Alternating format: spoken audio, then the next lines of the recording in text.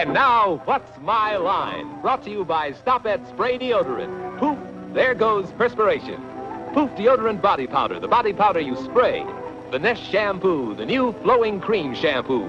All in the first truly functional cosmetic containers, far easier to use. All created by Dr. Jules Montagnier, the famous cosmetic chemist. Time now to enjoy What's My Line?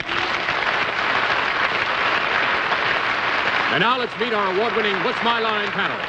First, the popular columnist whose Voice of Broadway appears in the New York Journal American and papers Coast to Coast, Miss Dorothy Kilgallen.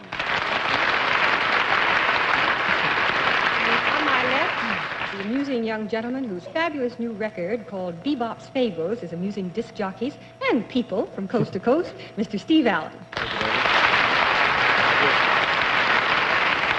Thank you very much. And on my left, one of the lovely ladies of radio and television who is now busy these days rehearsing for her soon-to-open Broadway play, Late Love, Miss Arlene Francis. And on my left, pinch hitting for our dear Bennett Cerf, is a gentleman who spins platters and news and sports with equal and remarkable facility, dear Ted Husing. Thank you. Thank you very much, Arlene. And on my left is that eminent youngster of letters, J.C.D., John Charles Daly. Thank you, Ted. Thank you, and good evening, ladies and gentlemen, and welcome to What's My Line. Once again tonight, some nice people have come to spend some of their weekend with us and brought with them some very interesting occupations. Occupations which we're reasonably sure the panel's going to have some trouble with, so our guests will win some prizes. We'll also have a famous guest challenger before the panel a bit later on. But right now, it's time to get going. Time for the experts to meet our first challenger, whose job they've got to spot. So would you sign in, please, ma'am?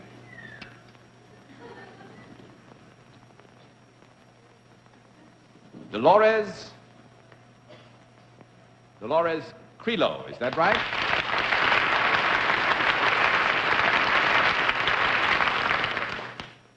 Miss Crelo, is it? That's right. Miss Crelo? Mm-hmm. Would you tell us where you're from? I'm from Cleveland, Ohio. Cleveland, Ohio. Actually, I know Cleveland pretty well. I went out there and did the air races for about 3 years in a row. I know the Statler and the airfield, know them very well. But there's some people over here would like to know you a bit better. So would you walk down in front of the panel, please? That's nice walking. Just hold that for a minute, Harold. Yeah. All right. Would you come over here and sit down now, please? And as I think you probably know, we always give the panel at this point one free guess on the basis of a very brief acquaintanceship, to be sure. But we always begin the free guesses with Miss Kilgallen. Well, I think she models something. She muddles something. Mr. Allen. I think she's a private eye. Miss Francis. I think she models mink coats. I hope for her.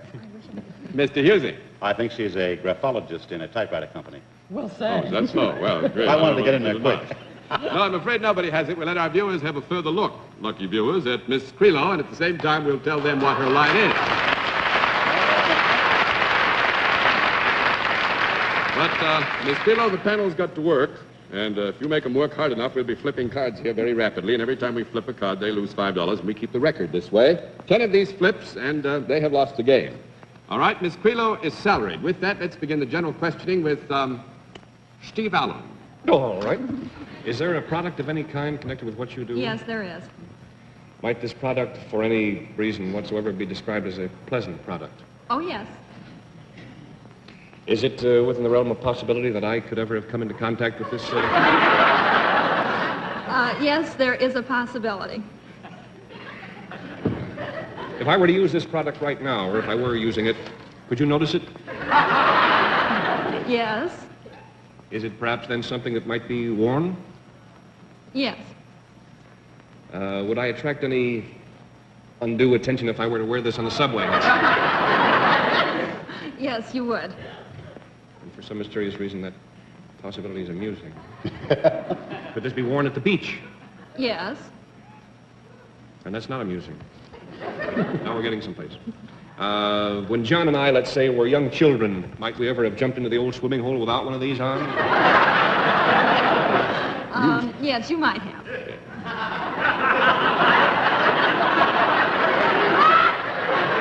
And Mr. Allen, if you don't mind, don't implicate me in any further crime. Well, this wasn't a real old swimming hole. It was just, not too long ago. In the Miss America contests, do young ladies sometimes parade around in just one of these things?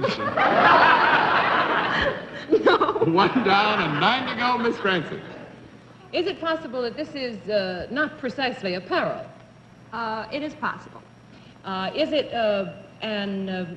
did you say it was useful? Did Steve ask you that? No, I don't believe that specific question was asked.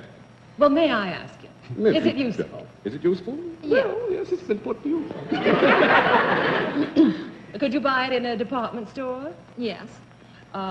Is it anything that would be worn above the shoulders? Yes. Would it be worn in the realm of the head? Yes. Would it be worn from the nose up? No. Oh, I had the isn't wrong so. place. 2 down and 8 to go, Mr. Husing. Well, now, I'm rather a novitiate here, so I'll ask, is it worn around the ears? Wow, that's the funniest picture we've had painted verbally for some time. Thank 3 you, down sir. and 7 to go, Miss Kilgallen. Is it possible that Steve might never have worn one of these? In or out of the swimming hole? Miss Crelo wants a conference. I'm very sorry. To make it a short conference, John. They're quite serious about it. He's getting your telephone number. Would you ask the question again, Miss Kilgallen? Well, I don't remember the precise wording, but it was something like, could Steve have gotten along up to now without ever having worn one of these? No. 4 down and 6 to go, Mr. Allen. Then this is something that is quite normal for a man to wear, if not usual. Quite normal for a man to wear, if not usual, makes it 5 down and 5 to go, Miss Francis. It is not normal for him to wear it, but he could not have survived this many years unless he had worn it. Is that what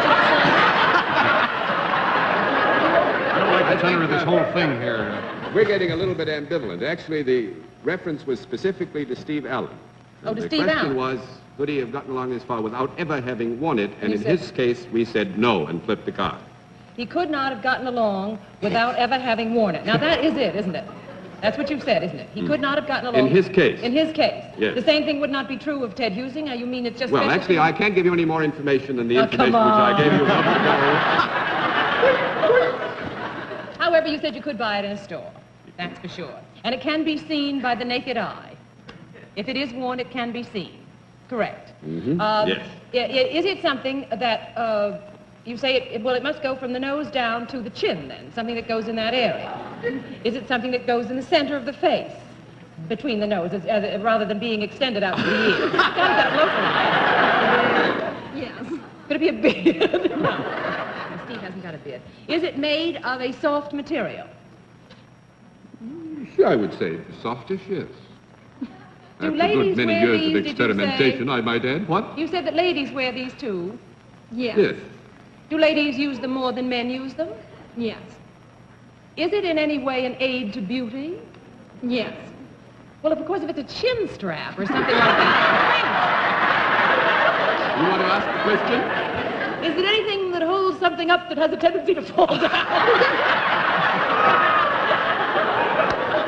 Oh, there's 6 down and 4 to go. I'm going to give you 30 seconds more, Mr. Husing. Well, I trust this isn't for the development of the nose. No, A mask for the nose. Yes, it is not for the development of the nose, no. Yes, it is not. If it is a mask of any particular sort, is it for beauty? I You didn't said the understand question is, if it is a mask of any particular sort, is it for beauty? Yes. Since your basic premise is in error, we will have to flip a card. 7 Bingo. down and 3 to go, Miss Kilgallen. Is it some type of makeup that's applied? Yes. Is it something Steve might use for television? And it's put on in the area of the mouth? Yes. Well, is it lipstick? Yes. Very good. And you see, more than that, I remembered Steve had been in a Broadway play, and I believe just an ordinary part of stage makeup is wearing lipstick, even for the Well, men. if any of the boys at the pool room are watching, I don't wear it. Well, now you have found the product, which is lipstick, so I have to give you a little time longer to see if you can find out what Miss Crelo's relationship to the lipstick is. Does she test it? That would be No. fun. Not testing. 8 down and 2 to go, Mr. Allen. Sells it? No. 9 down and 1 to go, Miss Francis. Did she put the point on it? No. I'm awfully sorry. 10 down and then 1 to go. She demonstrates it. Oh, really? Yes. How soon? Steve is ready. I stand up and demonstrate Hazel Bishop. No smear lipstick. All right, Miss Philo, you have won the full prize, and I must say it's been wonderful to have so much fun with a product and also with an occupation. Thanks for being our guest on What's My Line. All right, panel, let's see what you can do with another challenger. Would you be good enough to sign in, please, sir? You did very well, panel, with the last one, and all we need from you now is the same kind of performance with perhaps some suspicion of more speed, and we have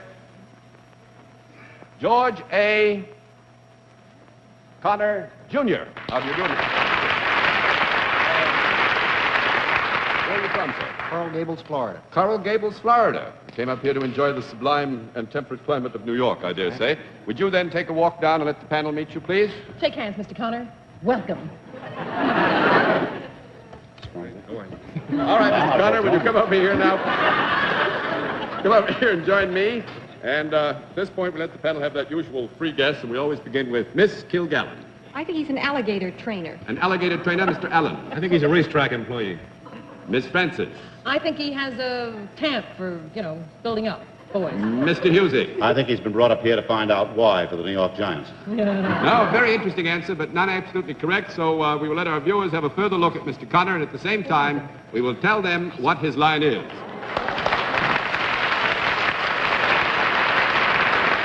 Mr. Connor, the panel has to find out specifically what it is you do, and I think you understand the rules. Every no answer, $5, we flip the cards, $10, you've won the game. All right, Mr. Connor is salaried. With that, we will begin the general questioning with Arlene Francis. But you said that there was an interesting answer someplace along the panel. Let's stay with the racetrack, maybe. Do you have anything to do around horses, Mr. Connor? No. I'm sorry. Well, I am sorry. And if he's anywhere near a racetrack, he's around a horse. So think of that 5 before you turn it over. What do you think I was doing? Actually, I will say this, that that is a qualified no. We'll leave it as a no because of the specific phraseology. I only meant it in the vicinity of horses, sweetie. I have called you sweetie. You may have to give in. All right. With Mr. Connor's permission, may we accept the explanation that she meant it in relation to horses in general rather than being around them specifically? All right, Miss Francis, you have the charm. Go on I there. make you in the diplomatic service. Now, do you work at a track? Yes. Do you work in the vicinity of the cellars? Yes. Do you... The cellars, dear, they're little men behind cages. I thought you meant the wine cellars. One sign, I'll have a $2 sign right there. Do you have anything to do with selling tickets at the racetrack? Yes. Oh, I'm sorry. Are you a racetrack ticket seller? Yes, but you know what is it actually? I can't think of the word. I'm reformed. Could we have a conference? Yes, maybe have a conference. 20 seconds for a He's a conference. pari-mutual man? Is that what it is? I think that's what you have to accept.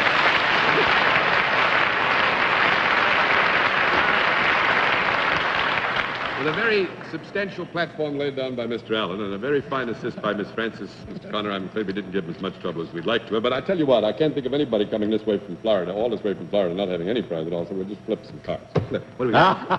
Well, it's 3 down and 7 to go. Sorry that your visit was so brief, but it was awfully nice to have you with us.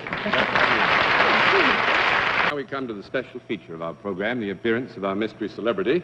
My friends on the panel would know our guest on sight, and we have, as usual, supplied them with blindfolds. Are those blindfolds all in place, panel? Yes. Good. Will you come in, mystery challenger, and sign in, please?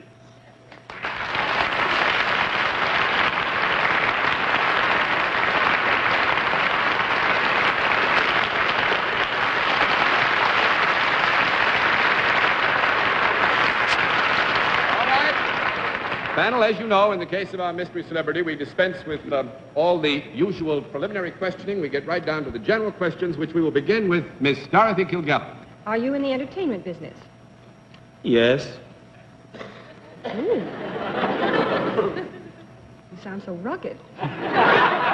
Do you do anything besides act? Aside from acting? Yes. Are you in sports? Yes. Is it a seasonal sport? Oh, yes. Is it in season now? Yes.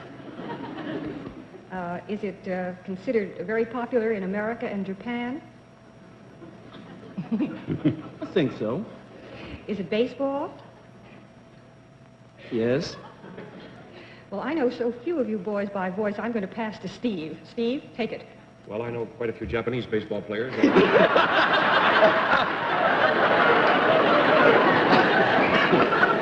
I take it you play in this country. Yes. Are you in the National League? Yes. Do you play for one of the New York teams? Yes. Ooh, see if he's been in a rhubarb today. There's been no call for a conference, Miss Kilgallen. I don't think they could have gotten him there quickly, Dorothy, but I could be wrong. Oh, no, I'm only kidding. There's been no call for general chatter or conferences, Miss. I didn't hear you bleeding, so I'll assume you weren't. Do you play for the Brooklyn Dodgers? For what, Mr. Allen? Don't get sore. I said it. For the Brooklyn Dodgers? Yes, I do. Do you play around the area of the infield? Yes, I do. Do you play, are you by any chance one of the catchers? One of them. Are you Roy Campanella? Roy Campanella!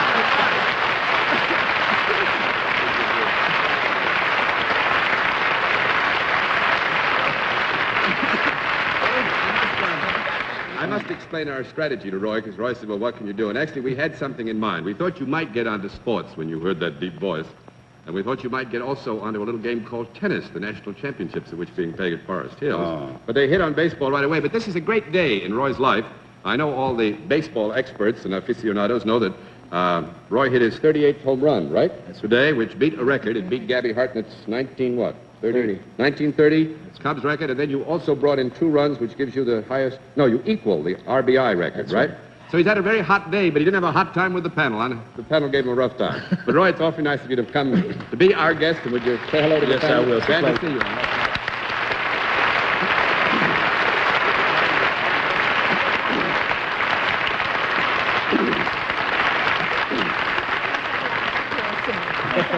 Now let's see what we can do with another challenger.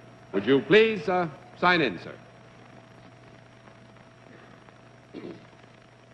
Fred? Houston?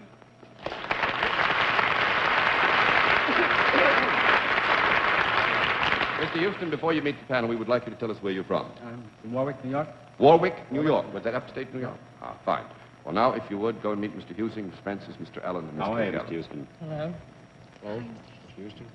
All right, Mr. Houston, over here now, if you will, sit down next to me, and we'll see what the panel can do with their free guesses, which we'll begin with Miss Kilgallen. I think he has something to do with shoes. With shoes, Mr. Allen. I think he either works for the Warwick and Houston or for the Houston and Warwick. Miss Francis. Thanks. I think he's a plasterer. Mr. Husing. I think he's a band leader because he has my name almost.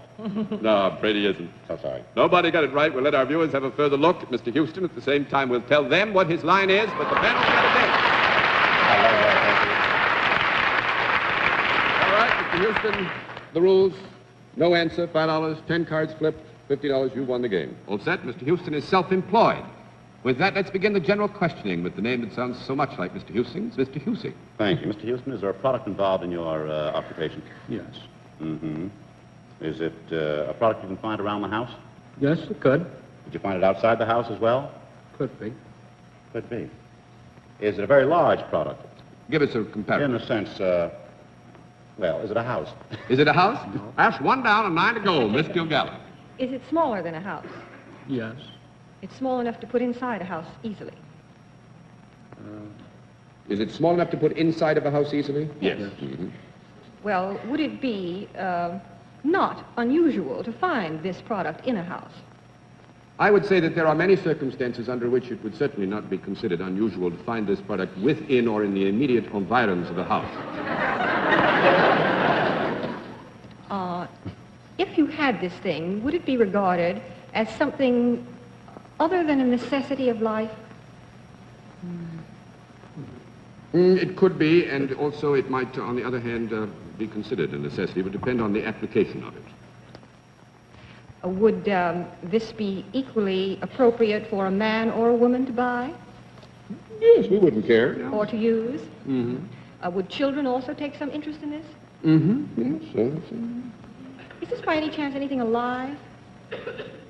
Yes. Mm-hmm. Well, then, if it could be in the house without attracting undue attention, would it be a pet? Yes, yes. Would it be a 4-footed type pet? Yes. Yes. Would it be a dog? A dog? Yes. That's too down late to go. Mr. Allen. Is it non-carnivorous? Who